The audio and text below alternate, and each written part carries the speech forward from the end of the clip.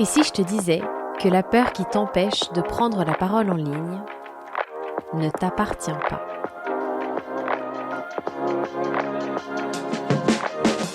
Bienvenue dans Silence, sa podcast. Le podcast pour les entrepreneuses prêtes à libérer leur voix et à impacter durablement. Moi, c'est Laetitia, je suis copilote en lancement de podcast et podcast manager. Ce podcast, je l'ai imaginé comme un vrai labo, pour documenter mon propre chemin de podcasteuse et surtout pour t'aider à lancer le tien. Ici, on parle création de podcast, mindset et prise de parole pour te faire passer de l'idée à l'action. Bonne écoute! Bienvenue dans ce nouvel épisode et aujourd'hui on se retrouve pour un épisode de la rubrique Open Mic. Donc pour rappel, Open Mic c'est une rubrique dans laquelle je laisse la parole à des expertes pour venir nous parler soit de mindset, soit de prise de parole dans un format de 15 minutes. Et aujourd'hui, je reçois Laura Saint-Germain, mentor en prise de parole et conférencière, pour nous parler d'un sujet que j'avais très envie d'explorer avec vous sur le podcast et qui est pourquoi la peur de prendre la parole, pourquoi la peur de se rendre visible nous touche autant, nous, les femmes. Pourquoi nous, plus que les hommes qui, eux, se posent beaucoup moins la question quand il s'agit, par exemple, de prendre la parole en ligne. Et je me fais cette réflexion aujourd'hui parce que le fil rouge de tous les premiers épisodes du podcast, ça a vraiment été d'oser libérer sa voix, parce que ça a été un sujet pour moi en lançant ce podcast, et ça l'est toujours, et je sais que c'est un sujet pour de nombreuses femmes, et sûrement pour toi aussi qui m'écoutes.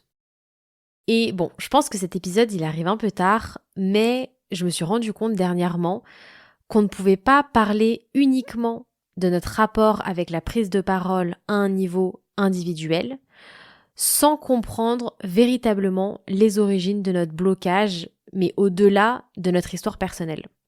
Parce que ça remonte pas seulement à la manière dont on a été socialisé ou encore éduqué depuis toute petite, ça ne dépend pas que non plus du milieu familial dans lequel on a grandi, mais ça remonte à bien plus loin dans l'histoire avec un grand H. Et cette histoire, elle nous a laissé des mémoires, des traces invisibles qui expliquent, pour une part, pourquoi on a tant de mal que ça aujourd'hui à prendre la parole en ligne, à donner notre avis, à défendre nos idées. Ça explique aussi pourquoi on pense qu'on n'a rien d'intéressant à dire et qu'on remet aussi autant en question notre propre valeur. Parce que par exemple, quand on se dit mais est-ce que là ce que je vais dire c'est vraiment intéressant ? En fait, ce qui se joue, c'est est-ce que ça mérite que je m'autorise à prendre la parole ? Bref, c'est un vaste sujet et je suis super contente que ce soit Laura qui vienne nous en parler parce qu'elle aborde ce sujet de cet héritage au quotidien avec les femmes qu'elle accompagne et c'est vraiment fondamental pour comprendre que ces blocages, ces peurs qu'on ressent et toute la frustration, la culpabilité aussi qu'il peut y avoir derrière, en fait de comprendre que tout ça, ça nous appartient pas. Donc, je vous laisse avec Laura et je vous retrouve juste après. Qu'est-ce qui nous empêche, nous les femmes, de s'exprimer à la hauteur de notre vision, à la hauteur de notre ambition? Ce paradoxe entre la peur de prendre la parole, de s'exprimer à haute voix et en même temps, ce désir brûlant de vouloir contribuer, transmettre, porter sa voix. Je me souviens encore quand j'ai commencé à prendre la parole, la ressentir, cette dissonance. Alors oui, bien sûr, la peur de parler en public est la deuxième peur après celle de la peur de la mort. Mais pourquoi ?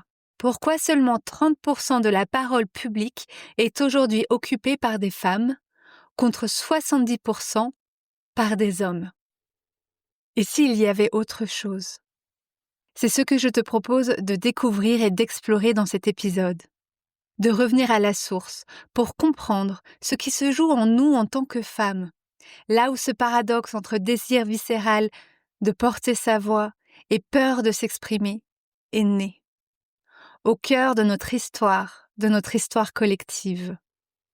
Parce que si l'on prend du recul sur l'histoire de la parole, on réalise que les femmes n'ont pas toujours été réduites au silence ou au fait de minimiser leur voix. Mais nous avons été progressivement écartés de cet espace public de la parole. Pour le comprendre, il s'agit de revenir un petit peu en arrière, de revenir à la naissance de l'art oratoire en Antiquité, en Grèce antique. C'est à cette époque que la rhétorique, l'art de la parole publique, est inventé, au 5e siècle avant Jésus-Christ. Mais dès cette origine, on comprend que l'espace de la parole publique est réservé aux hommes. Les femmes, même si elles sont libres, n'ont pas le droit de parole. Dans les espaces réservés à la parole, comme l'agora, la voix des femmes, notre voix, reste strictement cantonnée à la sphère privée. Débute alors ce lien entre parole publique égale pouvoir politique égale masculin. S'en vient ensuite l'époque du Moyen-Âge, l'âge de l'effacement. À cette époque, c'est l'Église qui prend le contrôle de l'éducation et donc aussi de la parole publique. À cette époque, les femmes sont souvent privées d'accès au savoir et donc de la légitimité de parler, d'avoir le droit de s'exprimer. Celles qui prennent à cette époque la parole, comme les prophétesses, les mystiques, les guérisseuses, sont soupçonnées de trahison, d'hérésie. Certaines d'ailleurs seront brûlées. Ici, c'est la fameuse chasse aux sorcières. Quel est le message implicite qui est transmis ? La parole féminine est dangereuse. S'ensuit ensuite l'époque moderne, entre le XVIe siècle et le XVIIIe siècle. Apparaît la brèche des salons. On évoque les salonnières, où la parole reprend sa place. Une parole intellectuelle, mais encore une fois, sous une forme dite acceptable. Un espace privé. Les femmes peuvent s'exprimer, mais chez elles, dans un espace qui est, encore une fois, toléré par les hommes. Et celles qui, à cette époque, oseront franchir la frontière politique, comme Olympe de Gouges avec sa déclaration des droits de la femme, en paieront de leur vie. Apparaît ensuite le XIXe siècle, où une nouvelle fois, la parole reste réduite à la sphère intime. Les femmes sont exclues de l'éducation supérieure, du barreau, de la tribune. Nous ne pouvons pas être avocates, journalistes. Nous sommes exclus des métiers où la voix est l'outil principal. La parole des femmes est autorisée, mais uniquement dans des domaines considérés comme secondaires. Sans surprise, l'éducation, le foyer, la littérature dite féminine, comme les romans à l'eau de rose. Apparaît ici le poids de ce modèle de l'épouse, silencieuse, respectable et dévouée. Un poids qui s'installe profondément. Le fameux people pleasing. Les autres avant moi. S'en vient ensuite, pas si loin de notre temps actuel, le XXe siècle. Retour à la conquête progressive. Nous avons enfin le droit de vote. Un droit de vote tardif. Mais en 1944, nos grands-mères seront les premières à pouvoir voter, à pouvoir s'exprimer. Le XXe siècle marque aussi notre possibilité d'accéder à l'éducation supérieure et aux professions oratoires. À partir du XXe siècle, nous pouvons utiliser notre voix comme un outil de travail, comme un outil d'expression, en tant qu'avocate, journaliste, politique. Mais la mémoire collective, notre mémoire collective, elle, est restée marquée. Elle est restée marquée par un principe. Prendre la parole, c'est prendre un risque. C'est transgresser. Voilà ce que nous raconte notre histoire. Nos blocages aujourd'hui ne viennent pas d'un manque de confiance individuelle propre à chacune, mais de siècles où la parole féminine, notre parole, a été jugée illégitime, dangereuse, voire secondaire. Alors aujourd'hui, chaque fois qu'une femme prend la parole, que ce soit sur scène, dans un podcast, au travers d'un post, dans la vie de tous les jours, elle se heurte à cette mémoire inconsciente. La peur d'être jugée, la peur de ne pas être légitime, la peur d'être trop, la peur d'être brûlée sur la place publique. Parce que ce n'est pas une peur personnelle, c'est une empreinte collective dont nous avons hérité. Prendre la parole fait peur. Mais c'est intéressant de constater aussi qu'au regard de notre histoire, on comprend que c'est surtout le pouvoir de la parole qui fait peur. Parce qu'un pouvoir, utilisé à bon ou mauvais escient, a ce pouvoir-là de changer le monde. Et là où c'est encore plus intéressant sur cette origine de nos blocages, c'est de revenir avant les Grecs aussi. Les Grecs n'ont pas inventé la parole. Ce qu'ont fait les Grecs, c'est la codifier, l'institutionnaliser. Et en le faisant, ils ont de fait exclu les femmes. Mais avant eux, avant que la parole soit codifiée, institutionnalisée, dans de nombreuses cultures, la voix des femmes avait une toute autre place. Elle avait une place centrale. Avant les Grecs, la parole des femmes était au cœur de notre société. Pour le comprendre, nous pouvons évoquer les sociétés premières et ses traditions orales. Dans beaucoup de cultures préhistoriques ou tribales, la transmission des savoirs passait toujours par l'oralité. Aujourd'hui, nous connaissons notre histoire parce qu'elle nous a été transmise par la voix. À cette époque, les femmes sont gardiennes des rituels, guériseuses, conteuses, et elles jouent un rôle clé dans cette transmission du savoir, des connaissances, au travers des mythes, des chants et des histoires. Dans les sociétés primaires, la parole était sacrée et liée aux femmes. Nous pouvons évoquer aussi l'Égypte antique, où les femmes pouvaient accéder à des fonctions de pouvoir, comme la pharaone Néfertiti. Certaines aussi étaient prêtresses, chanteuses sacrées, scribes. La voix de ces femmes avait une valeur d'autorité. Citons également la Mésopotamie, où on trouve des textes écrits par des femmes. En Edouana, 2300 ans avant Jésus-Christ, grande prêtresse, qui est considérée comme la première autrice de l'histoire. Sa parole, c'était un acte divin. Sa parole faisait autorité. Une parole qui avait aussi une dimension spirituelle et politique. Citons également les sociétés celtiques et nordiques, avec les druidesses et les voyantes, qui elles aussi occupaient un rôle central. Leur voix n'était pas seulement tolérée, elle était plus que ça. Elle était redoutée et respectée, car on pensait qu'elles avaient justement accès à des vérités invisibles. Au regard de notre histoire, le réel basculement a lieu avec les Grecs.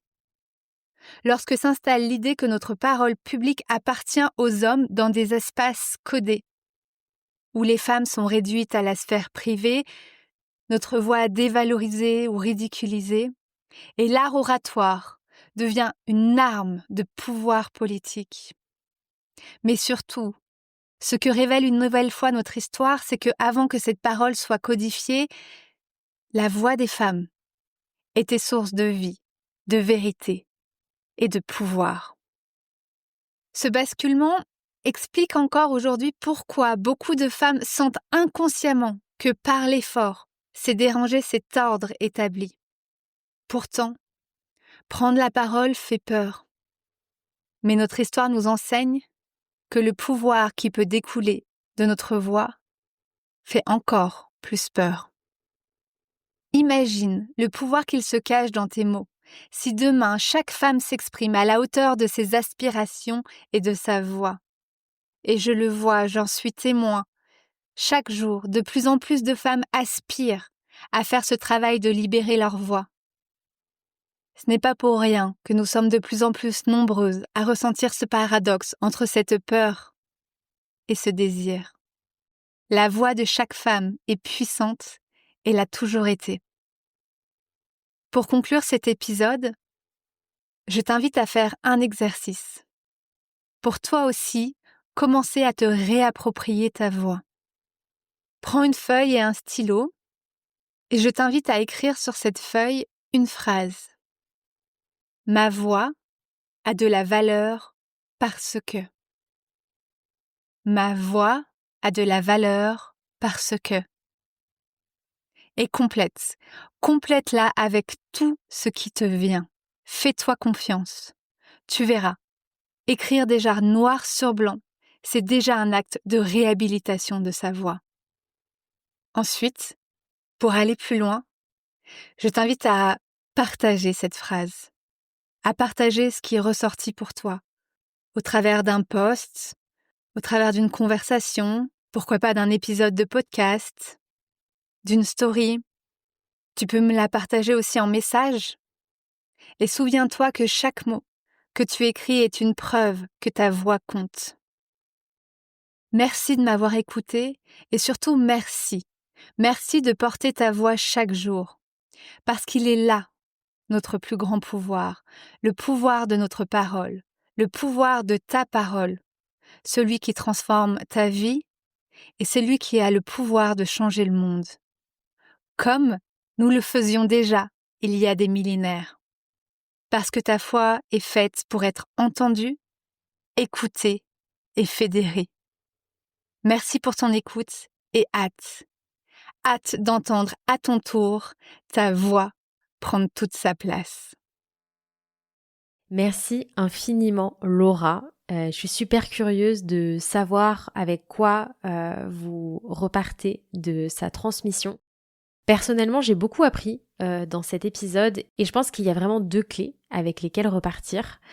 La première, c'est que prendre conscience de notre histoire, donc encore une fois avec un grand H, de prendre conscience de cet héritage, c'est le premier pas pour s'en décoller et véritablement libérer sa voix. Et la deuxième clé, c'est qu'avant d'être réprimée, la voix des femmes, elle était écoutée, elle était honorée, elle était célébrée. Et je ne sais pas si c'est la meilleure manière de le dire, mais du coup, ça me fait prendre conscience que toutes ces peurs, tous ces blocages, c'est loin d'être une fatalité, finalement.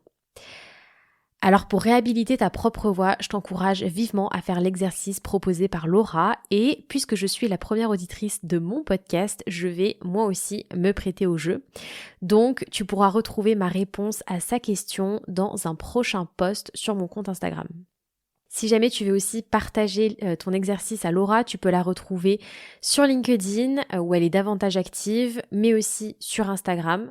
Et si tu veux aller plus loin avec elle, Laura organise un live immersif offert mardi 30 septembre prochain dans lequel elle va livrer les 3 leviers invisibles qui lui ont permis de passer de l'experte discrète à l'oratrice qu'on choisit. Tu peux encore prendre ta place et je te mets tous les liens en description. Je te remercie pour ton écoute et j'en profite pour te rappeler que le podcast va prendre une pause au mois d'octobre. Si tu as loupé l'info, j'en parlais dans le dernier épisode, l'épisode numéro 10. Je prépare la création d'un nouveau podcast. Donc là, je me laisse tout le mois d'octobre pour avancer dans le travail de fond et je reviens ici en novembre.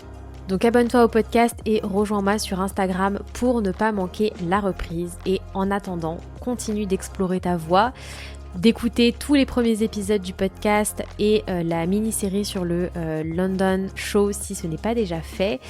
Et puis c'est un projet de podcast de continuer de brainstormer dessus en attendant les prochains épisodes en novembre et je te dis à très vite.